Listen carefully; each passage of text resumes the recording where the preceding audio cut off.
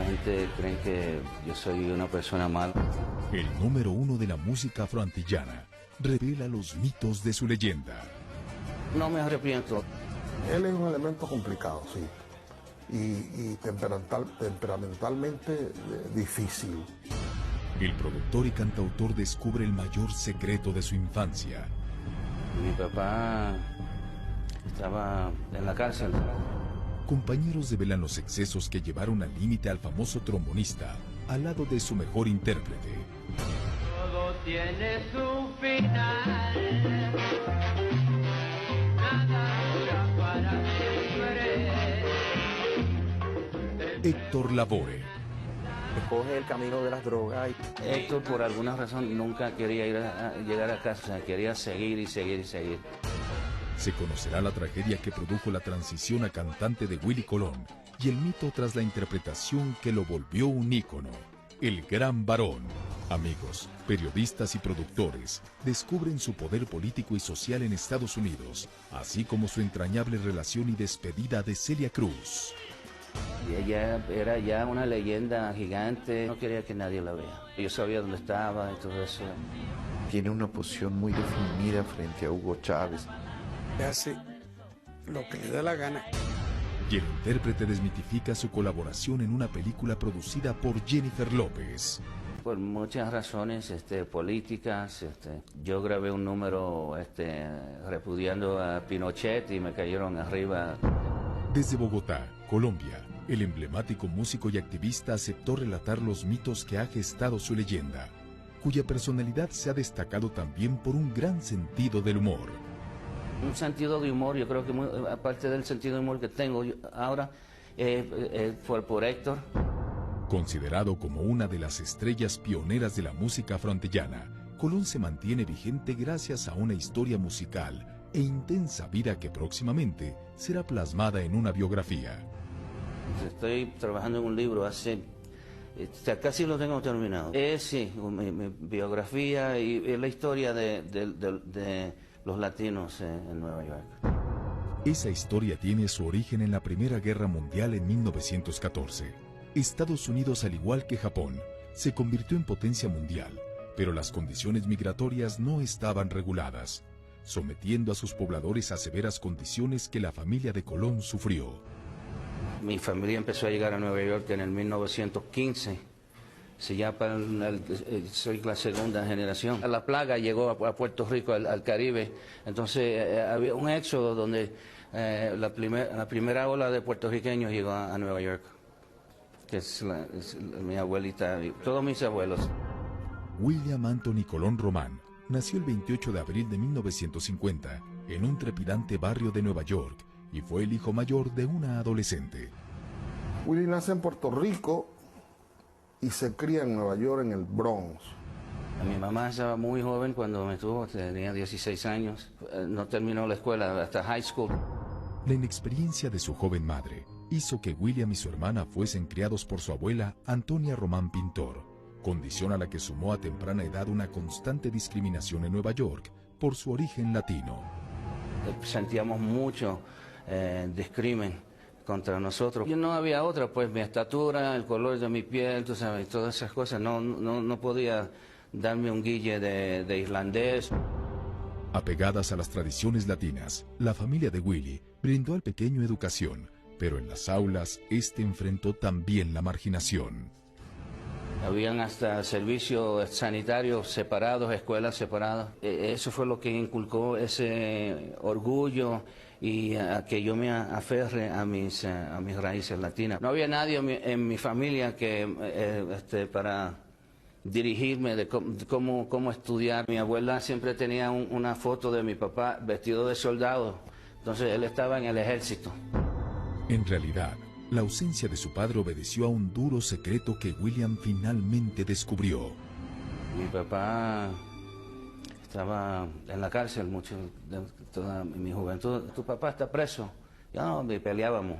Me causó a mí y a mi familia, mi hermanita, algunas vergüenzas, sí, ser arrestado en público y cosas así. Varios problemas por robo, por violencias, por cosas así. Decían que él era un terror. Pese a lo anterior, Willy y su familia no sufrieron la violencia de su padre. Nunca fue violento con mi mamá o en la casa.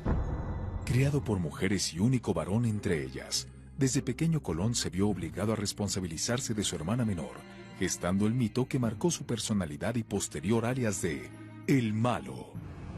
Fui obligado a tratar de ser un hombre ya a una edad muy temprana. Me gané el nombre del Malo, siempre me desquitaba, porque no había otra, y para poder defenderme. Todo el mundo tenía hermanos o su papá o eso para respaldarlo. Entonces, yo no podía amagar, porque no tenía con qué... El duro ambiente familiar y social que vivió lo forzó a desarrollar una fuerte personalidad. El apodo del Malo, sí. Toda la gente cree que yo soy una persona mala y soy muy bueno. Él está marcado por su vida en una sociedad donde la marginación, la discriminación, la droga, la delincuencia tenía un peso brutal, donde había tragedias humanas muy graves. Él enfrentó cosas muy serias. Y entonces la temática de las drogas y la adicción y el narcotráfico era una cosa muy cercana. Me compré una trompeta cuando tenía 11 años.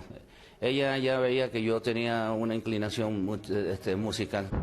Gilberto Román, tío materno de Willy, murió de meningitis siendo un niño y tocaba el saxo. Su habilidad musical trascendió a Colón, quien en la escuela aprendió a tocar la flauta, y su abuela descubrió sus dotes artísticas. Ella siempre inculcando eso, y me ponía encima de la mesa en la cocina a cantarle a sus amigas. Buscaba cosas, me puso en los niños escucha para tratar de apartarme de lo que estaba pasando en la calle. Pese a la situación precaria en la que vivían, su abuela compró a Willy el trombón que cambió su vida. Costó $50 y eso era como 2 semanas de un lujo, pero increíble. Criado por su abuelita, bien consentido.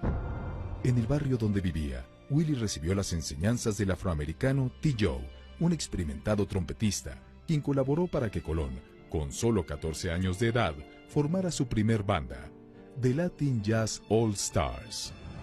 Me visitaba, empezó a darme lecciones. Tuvo como epicentro Nueva York.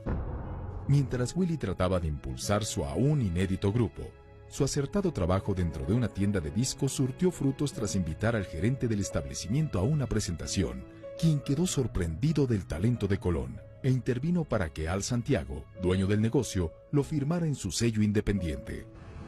Esta tienda también tenía un sello local, y empezamos a grabar.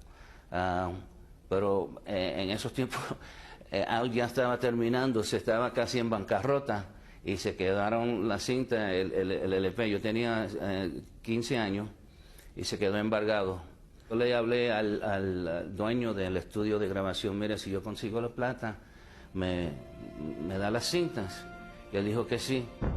Paralelamente, en 1964, surgió el sello discográfico que haría de la música e intérpretes afroantillanos un suceso, Fania Records, fundado por el músico Johnny Pacheco y por el abogado Jerry Masucci, ante los que se presentó Colón. Yo fui allá a ver si me podían descubrir. Hablé con Jerry Masucci, que escuché la cinta, y me filmó. Entonces, ahí fue que entré a la Fania. Todo el que entraba a Fania es porque era estrella. Ahí tú tenías Willy Colón, ahí entra Rubén también, que cuando llega, pues, él logra su importancia en Fania. Para ese entonces, Héctor Juan Pérez Martínez, joven puertorriqueño 4 años mayor que Willy, llegó a Nueva York. Siendo un adolescente y gracias a su carisma y voz, consiguió empleo en la orquesta de Johnny Pacheco, quien escuchó la cinta de Colón y le propuso a Willy que Héctor, su entonces vocalista y competencia de El Malo, cantara, sin pensar que de esa rivalidad nacería una entrañable amistad y dupla artística sumamente exitosa. Pacheco fue quien nos convenció a unirnos. Antes de que saliera el disco, Héctor decidió cambiarse el nombre a Héctor Lavoe en vez de Héctor Juan Pérez Martínez. Esa competencia fuerte de todos los músicos puertorriqueños que interpretan muchas salsas.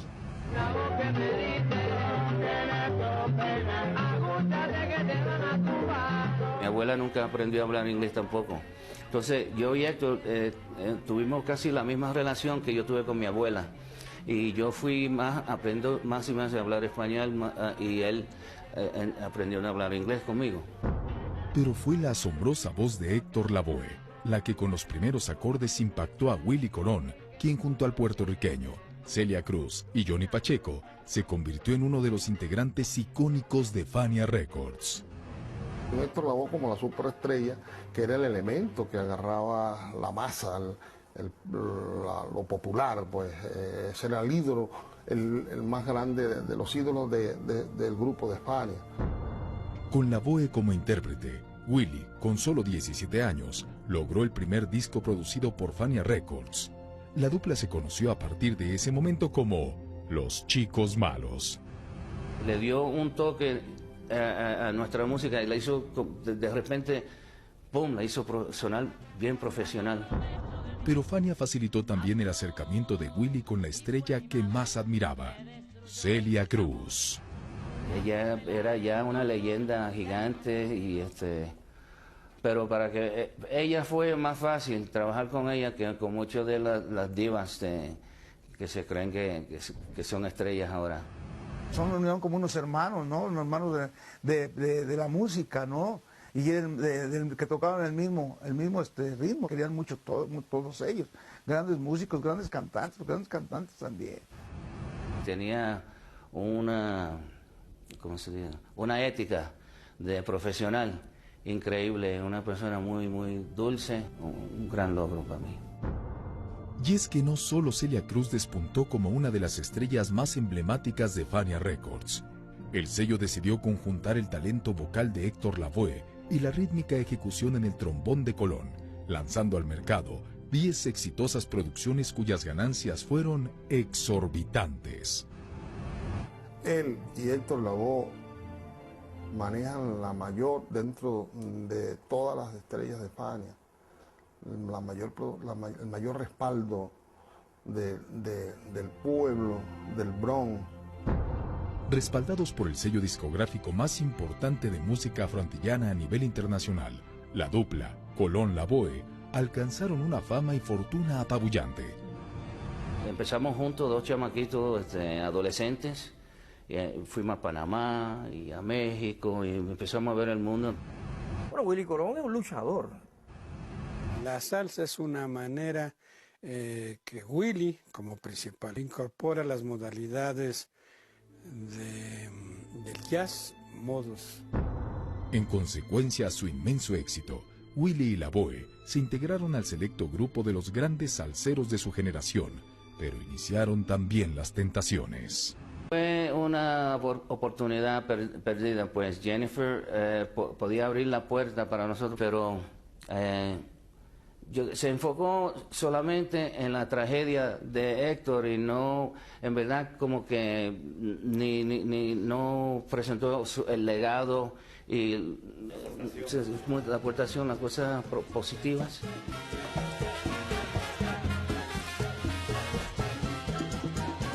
Para mí este proyecto era algo muy especial, haciéndolo de una persona como Héctor Lavoe y la música que él dejó.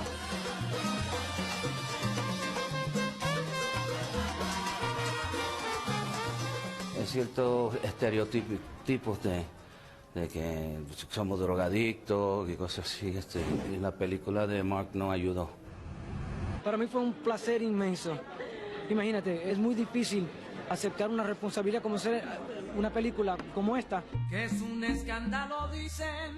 Pero el resultado en pantalla disgustó a Colón. ¿Verdad? No estuve muy contento de la manera en que hicieron la cosa. Me acercaron y me pidieron que sea un consultor en la película y filmé el contrato y me pagaron eso. Entonces, ok, ¿cuándo empezamos? Y ya en 2 semanas la película estaba terminada. Entonces, Y es que la cinta mostró solo el consumo de drogas y omitió la obra y legado artístico de la exitosa mancuerna. lo único que hice ahí es meterme drogas y estar No enseñó ninguna de las partes donde estábamos escribiendo, componiendo, nada. Era todo basado en la parte negativa.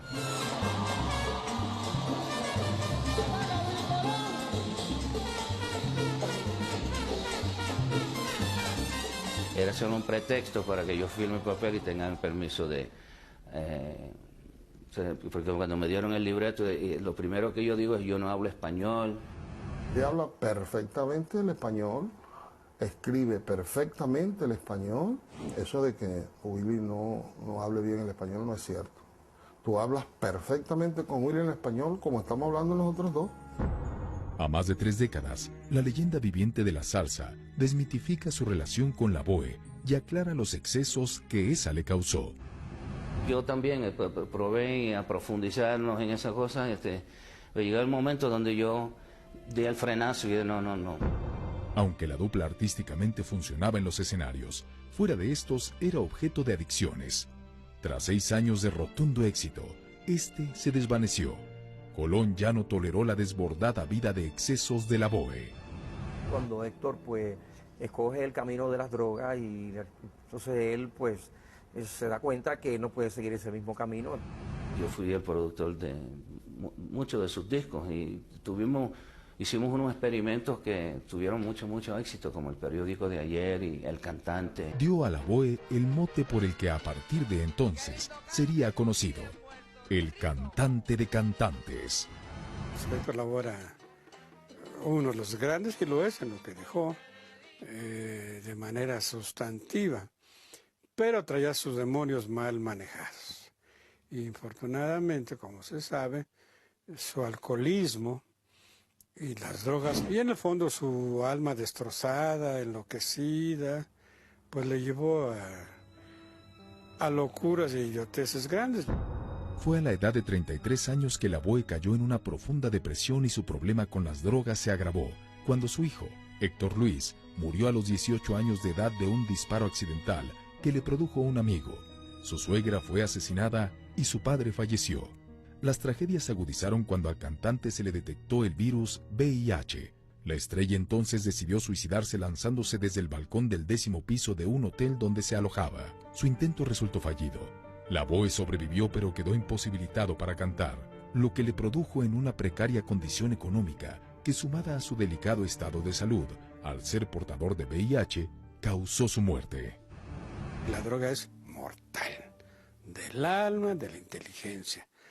En el medio rumbero, pues el alcoholismo en primer lugar, pero también la marihuana, la cocaína, no son infrecuentes, son más o menos comunes. La tragedia de la Boe dio pie al surgimiento de Colón como cantante.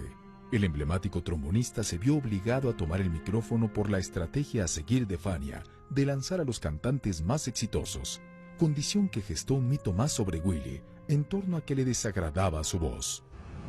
Cuando empezamos a tocar en español, yo no podía cantar en español. Te podía hacer un coro, pero de ser la primera voz era imposible. Porque Willy es muy tímido. Lo presiona Rafi para que él hiciera eso. Seguramente destacó y porque su expresión es con instrumento de viento. En cambio, los cantantes es con la palabra, con la voz. Y por lo tanto entiendo que Willy le faltaba tiempo para interpretar su instrumento, ¿no?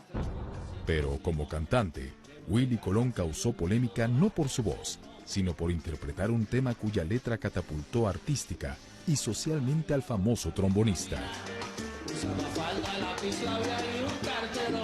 Aunque no se elaboró como un éxito potencial, El Gran Varón causó furor por abordar un tema tabú médico y socialmente en ese momento: el SIDA, enfermedad que formó parte de la familia de Colón.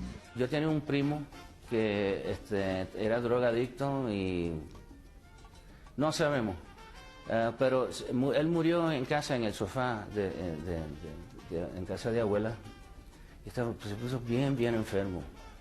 Entonces empezamos a escuchar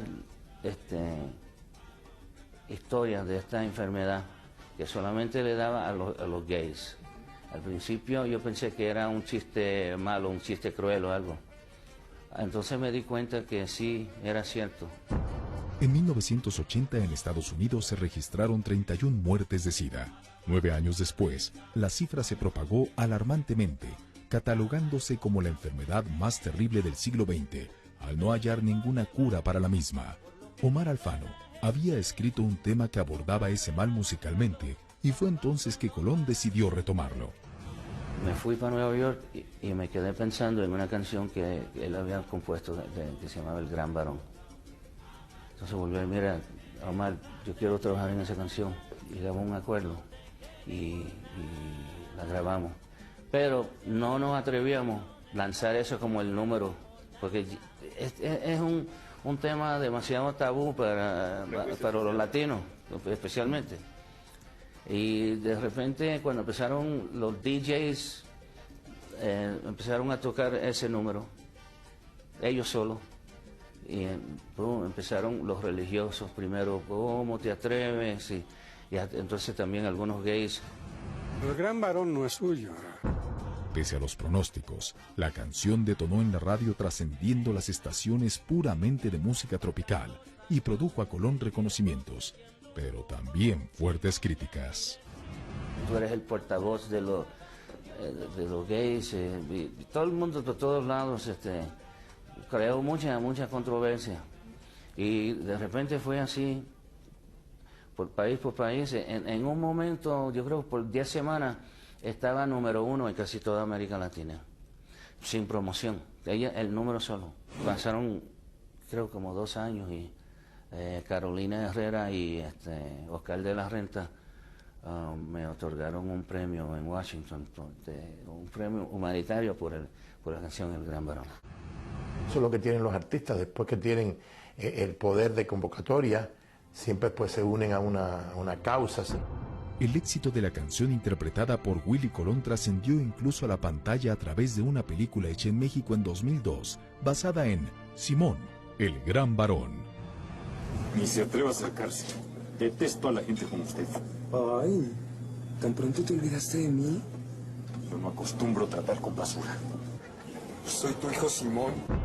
A 23 años de su grabación, El Gran Varón se ha convertido en canción emblemática en todos los shows de Colón. Pero no podemos irnos sin tocarla. Otra faceta que llamó la atención para los seguidores de Colón fue el verlo actuar en filmes como El Vigilante y The Last Fight. Pese a estos trabajos, se gestó el mito de que a la estrella no le gustaba actuar.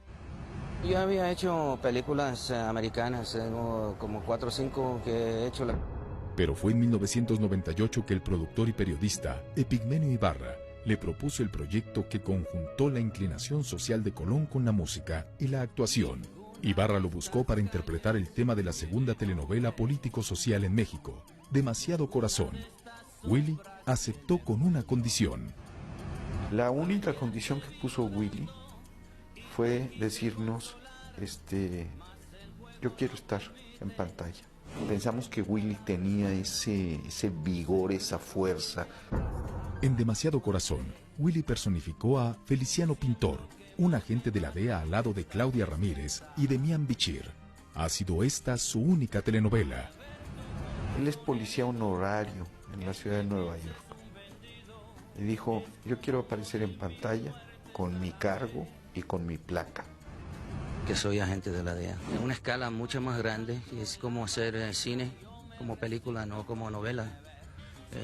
Un profesionalismo increíble, muy organizado, es diferente. En la vida real, Colón empezó también a desarrollar su conciencia cívica y altruista social, involucrándose en causas políticas que comenzaron a tomar prioridad sobre su música. Por donde quiera que lo veas, el hombre tiene un talento extraordinario. Y ese talento va acompañado de una calidad humana excepcional. Un hombre con una sensibilidad social sorprendente. El 6 de julio de 2003 falleció Celia Cruz. Su sepelio reunió a más de 150,000 personas en Miami y Nueva York, donde superó el celebrado Judy Garland en 1969 y se convirtió en la despedida más grande hasta entonces otorgada a una figura latina en Estados Unidos, tras reunir a influyentes personalidades de la política y el espectáculo estadounidense e hispano. Organicé el recibimiento en Nueva York con el alcalde Bloomberg. Tuve que explicarle quién era Celia, cómo era la cosa y lo importante que era. Y cuando estaban haciendo las ceremonias en Miami, se lo enseñé, entonces lo convencí. La privilegiada posición política en Nueva York de Willie Colón se manifestó públicamente cuando el 16 de julio de 2003 murió su gran ídolo, amiga y madrina de bodas, Celia Cruz.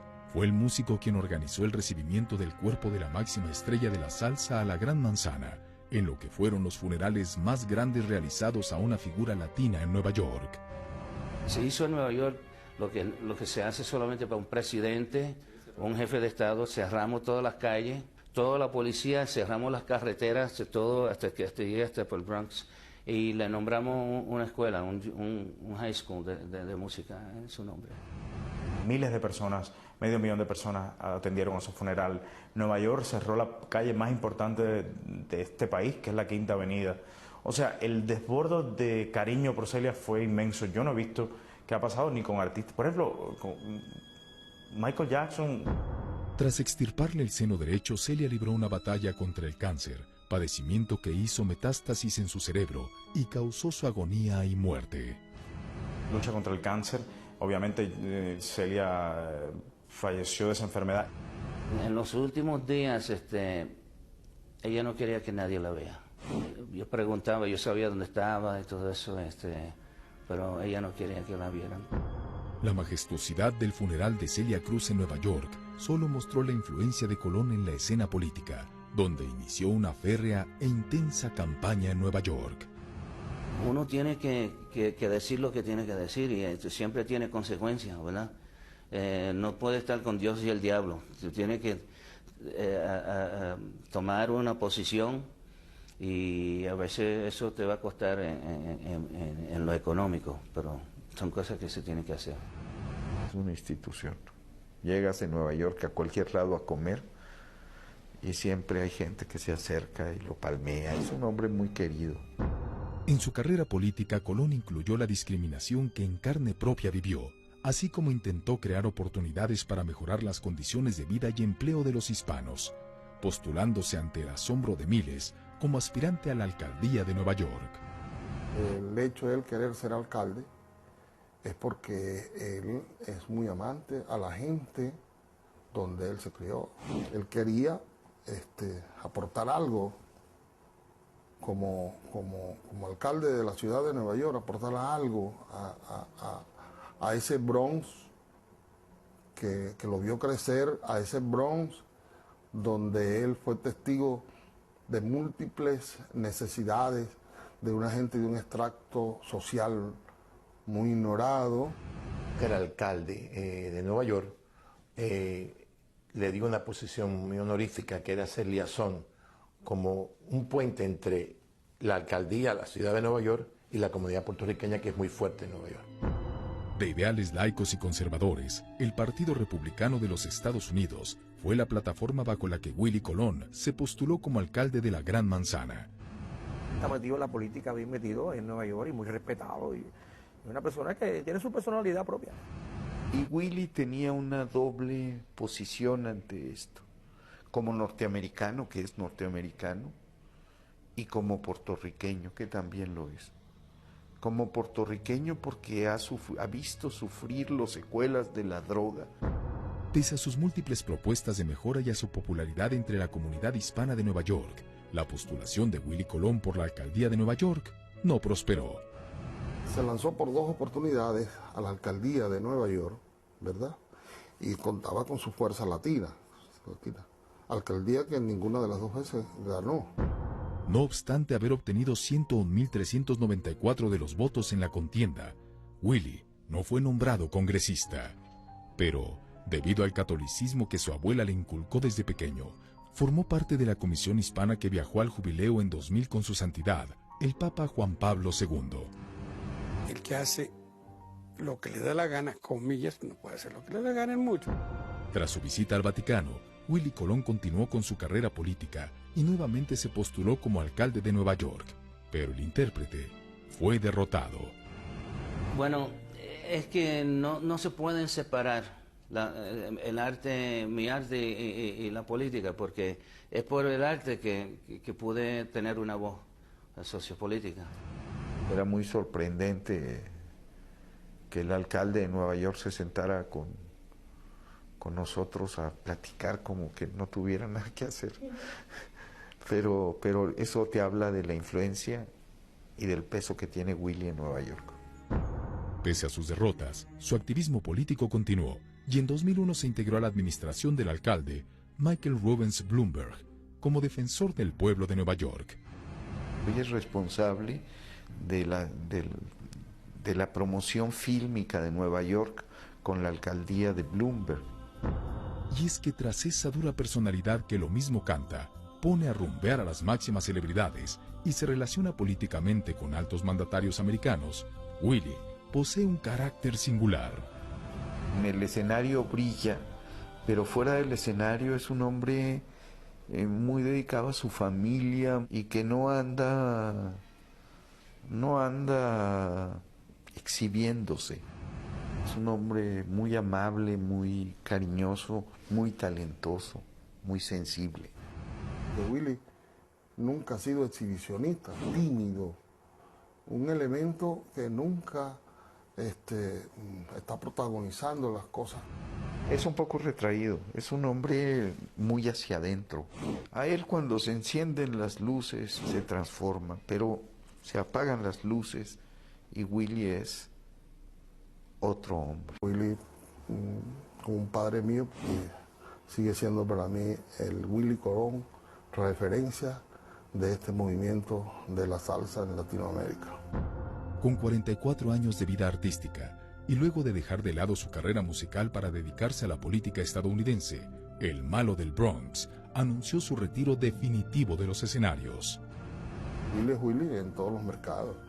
Es que Willie es uno de los merecedores de la aceptación en todos los mercados latinoamericanos que aprecian, que quieren, que idolatran al género de la salsa. Está dentro de los éxitos más grandes que ha vendido la música latina. Hoy está en California. Cuando tú has sido Willie Colón, no puedes quedarte en casa. Con una intensa gira por ciudades como Lima, Perú, México, las Islas Canarias, Washington, Nueva York y Houston, en donde Willie Colón se presentó en el emblemático Tropicana Club de Texas, el ídolo del trombón y la salsa se despidió de su público asegurando que esa sería la última vez que pisaría un escenario. Son artistas que, como Celia Cruz, tuvieron y tienen la suerte de que es música que no pasa de moda. La salsa, toda esa fusión que ha hecho, siempre está vigente. Y cada día en este país, en Estados Unidos, les gusta más nuestra música.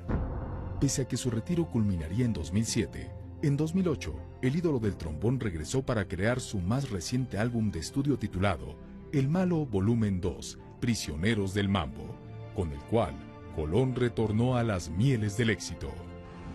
No pueden estar quietos, tienen que estar produciendo, y estoy seguro que disfruta tanto producir para los demás, para otros, que como si hoy en día... Y es que en el nuevo álbum, Colón volvió a sus orígenes de oposición y crítica social, postura que quedó plasmada en el tema Cuando me muera, el cual causó polémica por ejercer un mordaz reproche a aquellos que han lucrado con la muerte de otros ídolos salseros, como sus grandes amigos, Celia Cruz y Héctor Lavoe.